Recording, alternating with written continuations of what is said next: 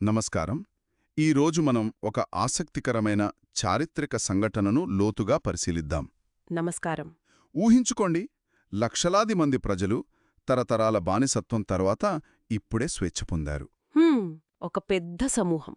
అవును, వాళ్ళని ఒక క్రమపద్ధతిలో, ఒక జాతిగా ఎలా నిలబెట్టాలి, ఒక వ్యవస్థ ఎలా ఏర్పాటు చేయాలి, ఇదొక పెద్ద సవాలు గదా. నిజమే. ఆ సవాలుకు ఒక ప్రాచీన గ్రంథం ఎలా స్పందించిందో మనం ఈరోజు చూడబోతున్నాం. మనం సంఖ్యాకాండం మొదటి అధ్యాయాన్ని పరిశీలిస్తున్నాం. సంఖ్యాకాండం పేరులోనే ఉంది సంఖ్యలు అని. అంటే ఆ జనాభా లెక్కల గురించిన పుస్తకం అంతేనా? అవును.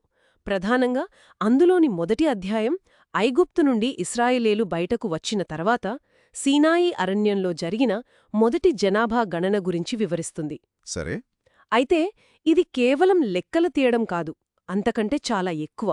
ఒక నవజాత జాతిని నిర్మించడానికి, వ్యవస్థీకరించడానికి వేసిన మొదటి అతి ముఖ్యమైన అడుగిది.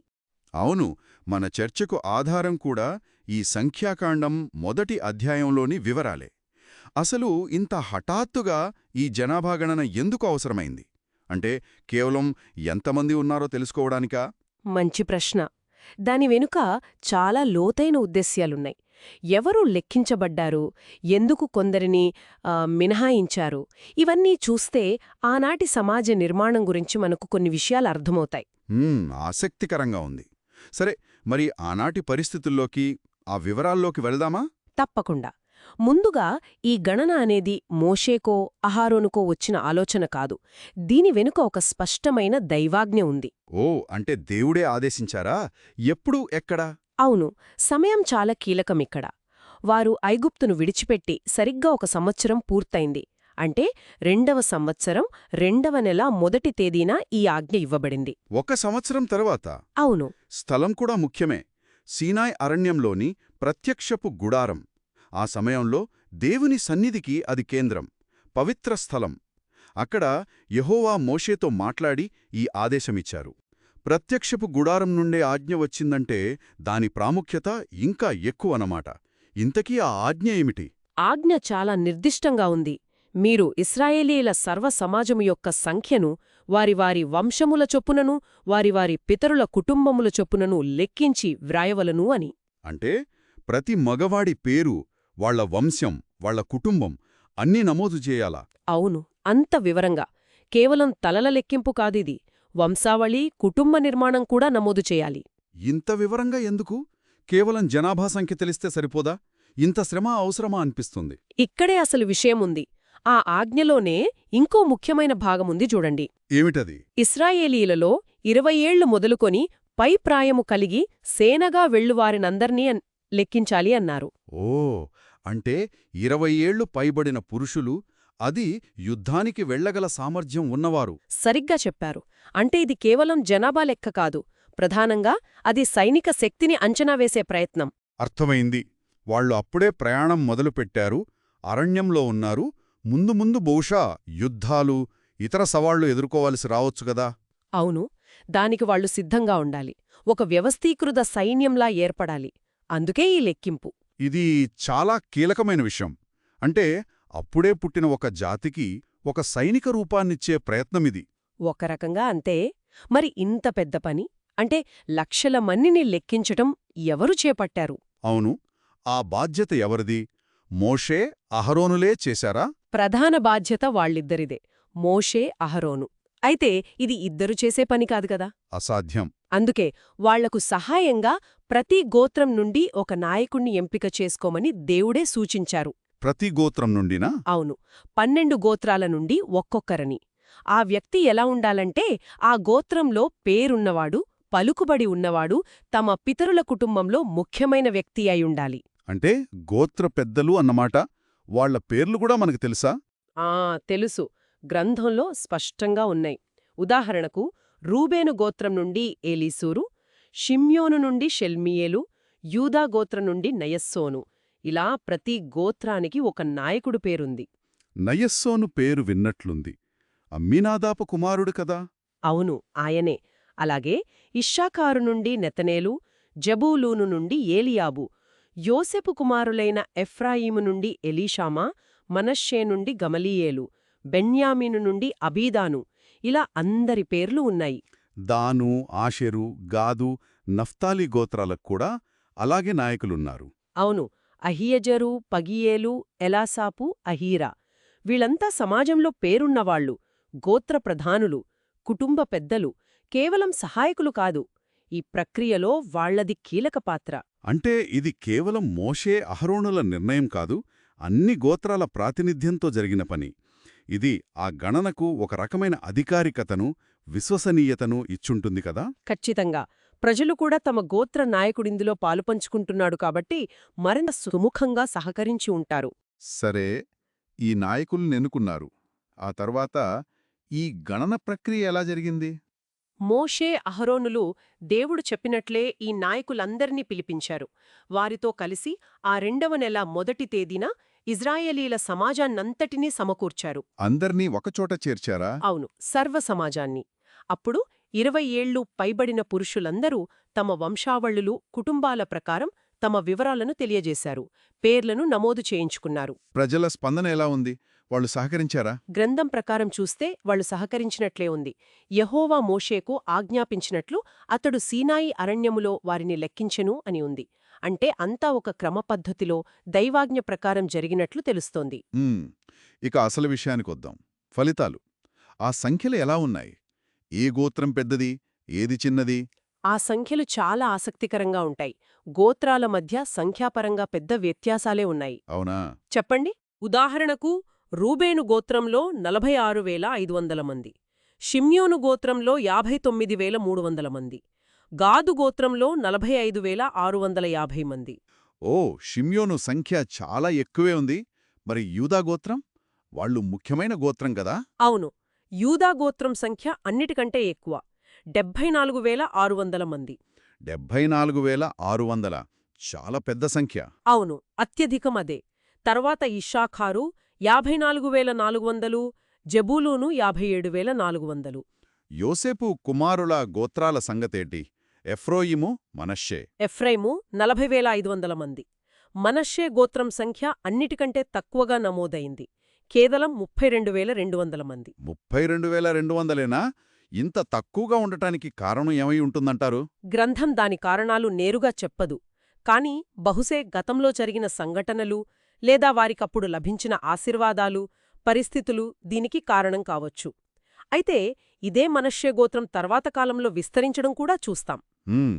సరే, మిగతా గోత్రాలు. బెన్యామీను, దాను. బెన్యామీను 35,400 మంది. దాను గోత్రం కూడా పెద్ద సంఖ్యలోనే ఉంది, 62,700 మంది. ఓహ్, దాను కూడా పెద్ద గోత్రమే. అవును. ఇక ఆషేరు 41,500 మంది, నఫ్తాలి 53,400 మంది. ఇన్ని సంఖ్యలు! మొత్తం కలిపితే ఎంతమందయ్యారు ఆ యుద్ధానికి సిద్ధంగా ఉన్న పురుషులు? మోషే, అహరోను ఆ 12 మంది నాయకులు లెక్కించిన ప్రకారం ఇజ్రాయేలీయులలో 20 ఏళ్లు పైబడి సేనగా వెళ్లగల పురుషుల మొత్తం సంఖ్య 6,03,550. 6,03,550. నమ్మశక్యంగా లేదు. అప్పుడే బానిసత్వం నుండి బయటపడిన ఒక ప్రజల సమూహంలో ఇంతమంది యోధులు ఉండటమా? అవును, ఆ కాలమాన పరిస్థితులకు అది నిజంగా అసాధారణమైన సంఖ్య. అయితే ఈ లెక్కింపులో ఒక ముఖ్యమైన విషయం ఉంది. ఒక వర్గం వారిని, అంటే ఒక గోత్రాన్ని ఈ సంఖ్యలో కలపలేదు. అవును, మీరు ముందే చెప్పారు, లేవీ గోత్రం. వాళ్లని ఎందుకు లెక్కించలేదు? వాళ్ళు ఇశ్రాయేలీయులు కాదా? వాళ్ళు ఇశ్రాయేలీయులే, యాకోబు కుమారుడైన లేవీ సంతానమే. కాని దేవుడు మోషేకు చాలా స్పష్టంగా చెప్పారు, నీవు లేవీ గోత్రమును లెక్కింపకూడదు, ఇజ్రాయేలీయుల మొత్తమునకు వారి మొత్తమును చేర్చకూడదు అని. మరి కారణం? వాళ్ళని సైన్యం నుండి మినహాయించడమేనా? కేవలం అది మాత్రమే కాదు, వాళ్లకు ఒక ప్రత్యేకమైన, అత్యంత పవిత్రమైన బాధ్యత అప్పగించబడింది. అందుకే వాళ్లను ఈ సైనిక గణన నుండి మినహాయించారు. ప్రత్యేకమైన బాధ్యత ఏమిటది? వారిని సాక్ష్యపు గుడారం, అంటే ఆ పవిత్ర మందిరం, దాని సేవ కోసం నియమించారు. ఆ గుడారం, దానియోని ఉపకరణాలు, వస్తువులు, వాటన్నిటిమీద లేవీయులకే అధికారం ఇవ్వబడింది. అంటే వాళ్ళు పూర్తి సమయం దేవుని సేవకే అంకితం కావాలన్నమాట. సైనిక విధులకు బదులుగా ఆధ్యాత్మిక విధులు. సరిగ్గా అదే. వాళ్ల పని ఏంటంటే ఆ పవిత్ర గుడారాన్ని మోయడం, దాని సేవ చెయ్యడం, దాని చుట్టూనే వాళ్లు నివాసముండాలి. గుడారాన్ని మోయడమా? అవును. ఇజ్రాయేలీలు ఒక చోటు నుండి ఇంకో చోటికి ప్రయాణం చేసినప్పుడు ఆ ప్రత్యక్షపు గుడారాన్ని జాగ్రత్తగా విప్పి దాన్ని మోసుకుని వెళ్ళాలి. మళ్లీ కొత్త స్థలంలో దాన్ని నిలబెట్టాలి.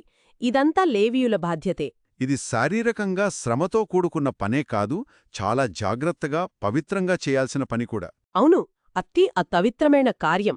అందుకే వారికి వేరే పనులు, ముఖ్యంగా సైనిక బాధ్యతలు లేవు. దీని ప్రాముఖ్యతను తెలియజేయడానికి ఏవైనా కఠినమైన నియమాలు కూడా ఉన్నాయా? ఉన్నాయి. చాలా కఠినమైన నియమముంది.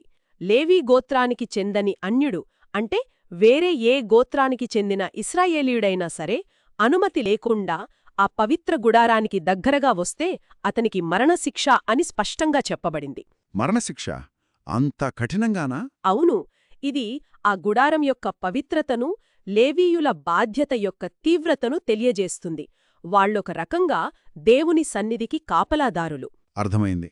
అంటే లేవీయులు మిగతా సమాజానికి భిన్నంగా, ప్రత్యేకంగా పరిగణించబడ్డారు. మరి ఈ విభజన వారి శిబిర ఏర్పాటులో ఎలా కనిపించింది? అందరూ కలిసే ఉండేవారా? లేదు, శిబిర నిర్మాణం కూడా చాలా పద్ధతిగా, వ్యవస్థీకృతంగా ఉండేది. ఎలా? మిగతా 12 గోత్రాల వాళ్లు తమ తమ సేనల ప్రకారం, అంటే వాళ్ల సైనిక విభాగాల ప్రకారం, ఒక్కొక్కరు తమకు కేటాయించిన స్థలంలో తమ గోత్రపు ధ్వజం అంటే జెండా లేదా గుర్తు దగ్గర విడిది చేయాలి. ఒక క్రమబద్ధమైన సైనిక శిబిరంలాగా. సరే, మరి లేవీయులు ఎక్కడ ఉండేవారు? వాళ్లు కూడా ఏదో ఒక వైపు ఉండేవారా? అక్కడే ఉంది అసలు విషయం. లేవీలు మిగతా గోత్రాలతో కలిసి బయటి వలయాల్లో కాకుండా సరిగ్గా మధ్యలో ఉన్న ఆ సాక్ష్యపు గుడారం చుట్టూ విడిది చేయాలి. గుడారానికి చుట్టూనా? అంటే గుడారానికి మిగతా ప్రజల శిబిరాలకు మధ్యలోనా? అవును, ఒక రక్షణ వలయంలాగా. పవిత్రమైన గుడారానికి, సాధారణ ప్రజల నివాసాలకు మధ్యలో లేవీలు ఉండేవారు. చాలా ఆసక్తికరంగా ఉంది ఈ ఏర్పాటు. దీని ఉద్దేశమేమిటి? కేవలం గుడారాన్ని శత్రువుల నుండి లేదా ప్రమాదాల నుండి కాపాడ్డమేనా? అది ఒక కారణం, కాని అంతకంటే ముఖ్యమైన ఆధ్యాత్మిక కారణం కూడా చెప్పబడింది. ఇశ్రాయేలీల సమాజము మీద కోపము రాకుండునట్లు లేవీయులు సాక్ష్యపు గుడారమును కాపాడాలి అని ఉంది. అంటే దేవుని కోపం రాకుండా ఉండటానికా? అదలా? అంటే సాధారణ ప్రజలు తెలియకగాని, అజాగ్రత్త వల్లగాని పవిత్రమైన గుడారానికి మరీ దగ్గరగా రావడం లేదా అపవిత్రంగా ప్రవర్తించడం వంటివి చేస్తే దైవాగ్రహమొచ్చే ప్రమాదముంది. అలా జరగకుండా లేవీయులు మధ్యలో ఉండి ఒక అడ్డుకట్టలా, సంరక్షకులలా వ్యవహరించాలి. ఓ, అంటే గుడారాన్ని కాపాడటమే కాదు, ప్రజలను కూడా కాపాడటం వారి బాధ్యత అన్నమాట. పవిత్రతను కాపాడుతూ ప్రజలను దేవుని సన్నిధి ప్రమాణాలకు అనుగుణంగా నడిపించడం. అవును, వారు గుడారాన్ని భౌతికంగా కాపాడటంతో పాటు ఆ పవిత్రతను కూడా కాపాడాలి. ప్రజలకు, దేవుని సన్నిధికి మధ్య ఒక సరిహద్దును, ఒక గౌరవాన్ని నిలబెట్టాలి. ఇది కేవలం భౌతికమైన ఏర్పాటు కాదు, ఆధ్యాత్మికంగా చాలా లోతైన అర్థమున్న నిర్మాణంలా ఉంది. పవిత్రమైన దానికి, సాధారణమైన దానికి స్పష్టమైన విభజన రేఖలు గీశారు.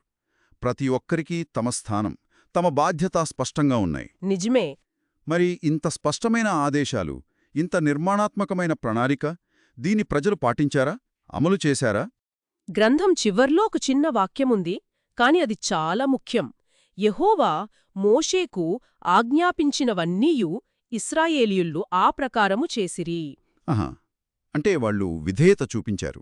అవును, కనీసం ఆరంభంలోనైనా దేవుడు చెప్పిన ఆ నిర్మాణాన్ని, ఆ క్రమాన్ని వాళ్ళు అంగీకరించి పాటించినట్లు స్పష్టంగా తెలుస్తోంది. ముగింపుగా చూస్తే ఈ మొదటి జనాభా గణన, ఈ సంఖ్యాకాండం మొదటి అధ్యాయం కేవలం అంకెల సేకరణ కాదు. ఇది ఒక అద్భుతమైన వ్యవస్థీకరణ ప్రణాళిక. అవును, అప్పుడే ఏర్పడుతున్న ఒక జాతిని సైనికపరంగా, సామాజికంగా, మరీ ముఖ్యంగా ఆధ్యాత్మికంగా ఒక చట్రంలోకి తీసుకువచ్చే ప్రయత్నం. ఒక స్పష్టమైన నిర్మాణం, పాత్రలు, బాధ్యతలు అన్నీ నిర్దేశించబడ్డాయి. పవిత్రమైన దానికి గుడారం, లేవీయులు ఒక కేంద్రస్థానం, మిగతా సమాజానికి గోత్రాలు, సైన్యం తమ తమ స్థానాలు, విధులు, ఒక క్రమశిక్షణ, ఒక వ్యవస్థ కనిపిస్తున్నాయి. ఈ క్రమశిక్షణ, ఈ వ్యవస్థీకరణ అరణ్య ప్రయాణంలో వారికి ఎంతగానో ఉపయోగపడి ఉంటుంది. వారికి ఒక గుర్తింపునిచ్చుంటుంది. ఒక సమూహంగా కాకుండా ఒక వ్యవస్థీకృత ప్రజగా వాళ్లు భావించుంటారు. నిజమే. అయితే ఇక్కడ నాకు ఆలోచనొస్తుంది. ఇంత కఠినమైన, క్రమబద్ధమైన నిర్మాణం, ఈ స్పష్టమైన విభజనలు, ఇవి దీర్ఘకాలంలో వారి ఆలోచనా విధానాన్ని, వారి స్వేచ్ఛను చివరికి వారి ఐక్యతను ఎలా ప్రభావితం చేసి ఉండవచ్చు? అది చాలా మంచి ప్రశ్న. ఈ వ్యవస్థీకరణ వారిని ఎల్లప్పుడూ ఒక బలమైన ఐక్యజనంగా ఉంచిందా? లేక కాలక్రమేణా ఈ నియమాలే భారంగా మారి గోత్రాల మధ్య, ప్రజల మధ్య కొత్త ఉద్రిక్తతలకు దారితీశాయా? ఆనాటి ఈ నిర్మాణం, దేవుడు మా మధ్య ఉన్నాడు, మేము ఆయన ఏర్పాటు చేసిన ప్రజలం అనే ఆ భావన వారిని రాబోయే తరాలలో ఎన్నో సవాళ్ల మధ్య ఎలా నిలబెట్టింది? అవును. ఈ ప్రశ్నలు ఆనాటి చరిత్రను, వారి ప్రయాణాన్ని మరింత లోతుగా అర్థం చేసుకోవడానికి మనల్ని తప్పకుండా ఆలోచింపజేస్తాయి.